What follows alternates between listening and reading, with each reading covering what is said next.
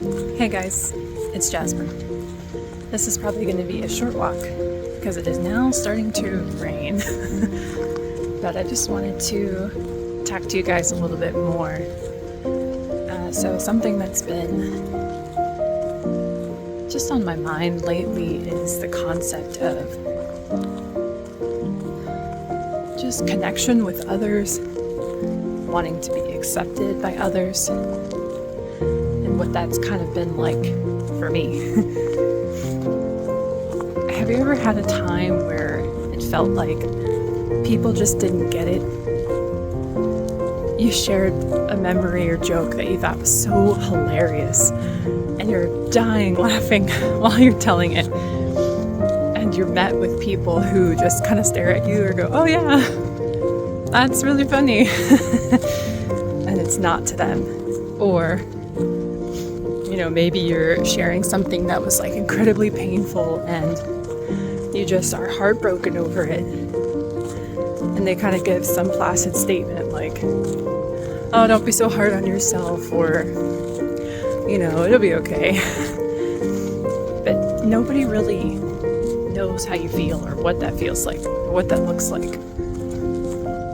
I can remember being a child and so much what I wanted was for other people to like me, to accept me. And I can remember being a kid in the cafeteria at lunch and, I would do anything to make somebody laugh. If it was mixed together ketchup and barbecue sauce and ranch and eat it with my pizza, I would. If it was something that seemed humiliating or embarrassing, I would do it just to make them laugh, because I thought, well, if people are laughing, then they must like me. If they like me, they must approve of me and think that I'm cool. But as I got older, I realized more and more that just doesn't matter. But there is someone who likes you no matter what.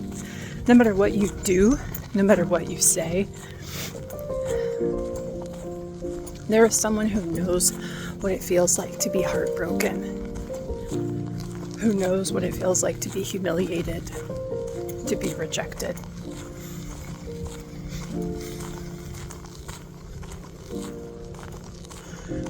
There's someone who knows what it feels like. And it is not your friends or family or spouse or children. It's God. He knows what it's like.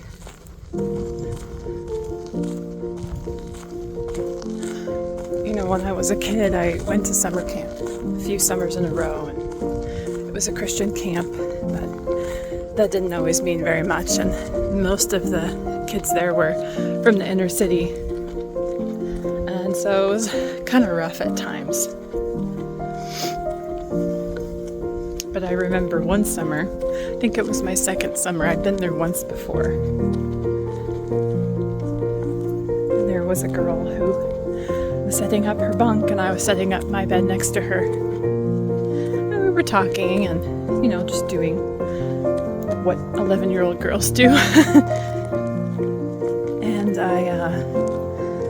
not too long after that, I noticed that a friend from the previous summer had come in to be in the same building. She was setting up her bed, and I said, "Oh my gosh, that's my friend. I want to go get my bed set up next to her."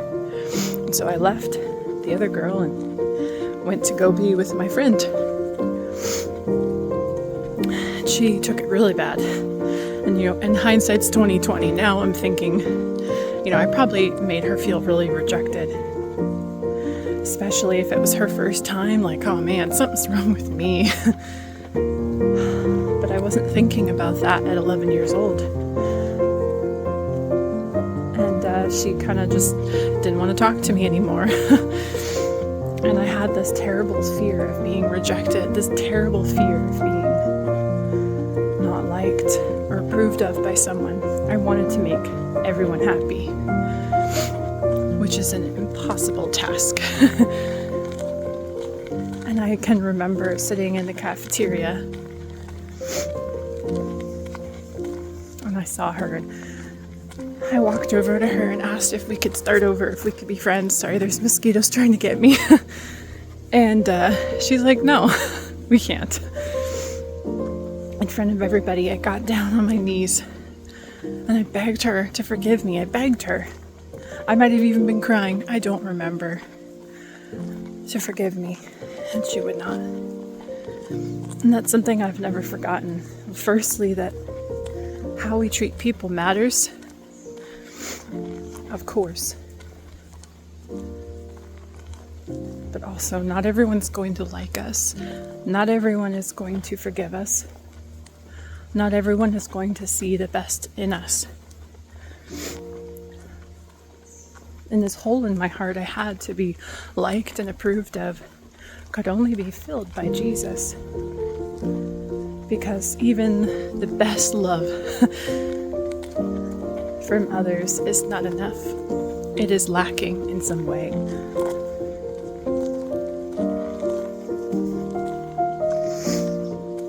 He's the only one that knows what it feels like to cry yourself to sleep. Or he's there with you while it's happening. And he feels what you feel. And he sees what you see. And he's in you and in me. And that's been a great comfort to me throughout my life. Just knowing that he's there and he loves so deeply. He understands. Or if you go through, tragedy in life or something bad happens, it's hard. People don't know. They don't know what it's truly like. As I said in my last video, sharing that testimony, feel free to go check that one out. But only Jesus knows. Only Jesus understands. And I am finding more and more that a love with him is something I don't have to embarrass myself to be liked or approved of. I don't have to put on a show. I can just come right now as I am and be enough. And be loved and received and forgiven. All the things that I hungered for from other people, he gives freely. He gives it freely. So I don't know what your crux is, the thing that you desire most from people. It could be attention, approval, praise. Maybe it's fear or respect. You want people to honor you and give you what you feel you deserve. But I have found it is much greater to honor God in humility than to be honored. To praise God in worship than to be praised. Because the praise of men is empty. It is wanting and lacking. And it dies. People die and their praise dies with them. At least on this earth. But in heaven, in eternity, we get to praise God forever. We get to love and be loved forever. To rejoice and laugh and dance and sing forever.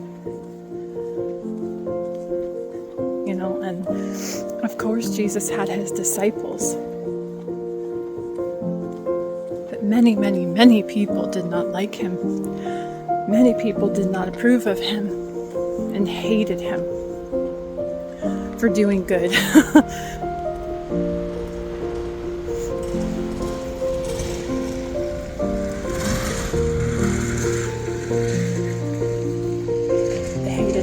Healing people, raising the dead and setting people free, for loving people and helping them. This world is a far cry from its origin. And we have fallen very far.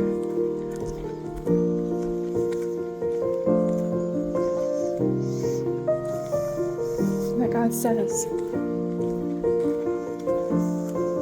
to take heart, to not be discouraged, in this world we will have trouble,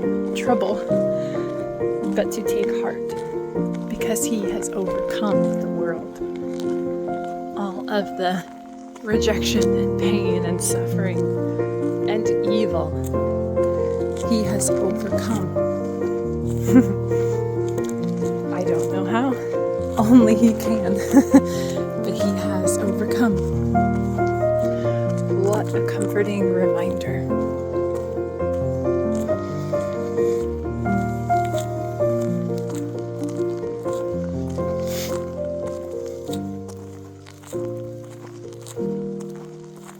Another thing that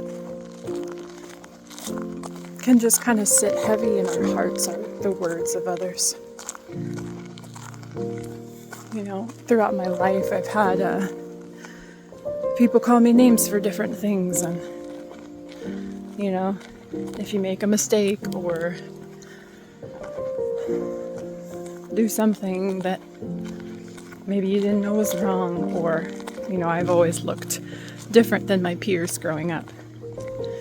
As someone who is biracial, my father's African American, my mother's white, and my school was predominantly white. Now, when I went to summer camp, that was predominantly African American. So I never really culturally or physically fit in with anybody else. I don't know if you've ever felt like that. It doesn't have to be a visual sort of thing, but just feel like you don't fit in anywhere. Like there's not a box or a slot for you like there is for, it seems, other people. Like other people have found their place of where they fit in, their people, their tribe, their group. And I feel like an outlier. I don't have a tribe or a group or really a culture. As far as I know, there's not like, it's not like a bunch of people who were half black and half white moved together and migrated to another country and have this whole, culture and history. Of course, I have a rich culture and history of all the mixture of things that I am, but I don't know. Sometimes I just kind of feel like a stew pot. Like I'm just this huge mixture of things that I don't even know what I am. I don't know if that makes sense to anyone. But this flesh, the way I look, this life on this earth is only a part of my story and yours. That though I do not seem or feel to fit in here, and you may feel the same way, there is a seat for me at God's table with my name on it, where I fit, a chair perfectly designed for my body,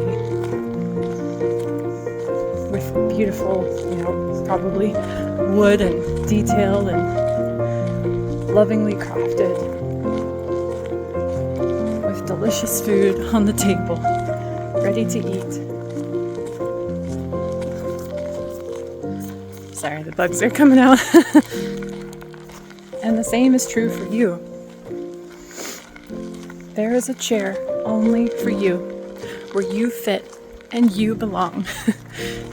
And when we sit around that table in heaven and you tell stories about things that made you laugh, Jesus is going to be laughing with you. When you tell stories about times that were really hard for you, or if we do talk about those sorts of things in heaven, he will feel with you and he will know exactly what that's like.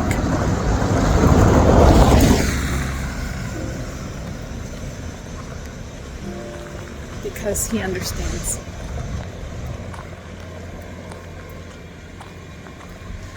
There's a lot going on here. Maybe we'll turn around.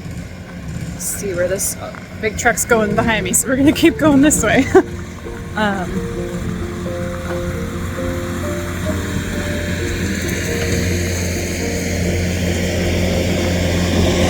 Maybe, we'll see.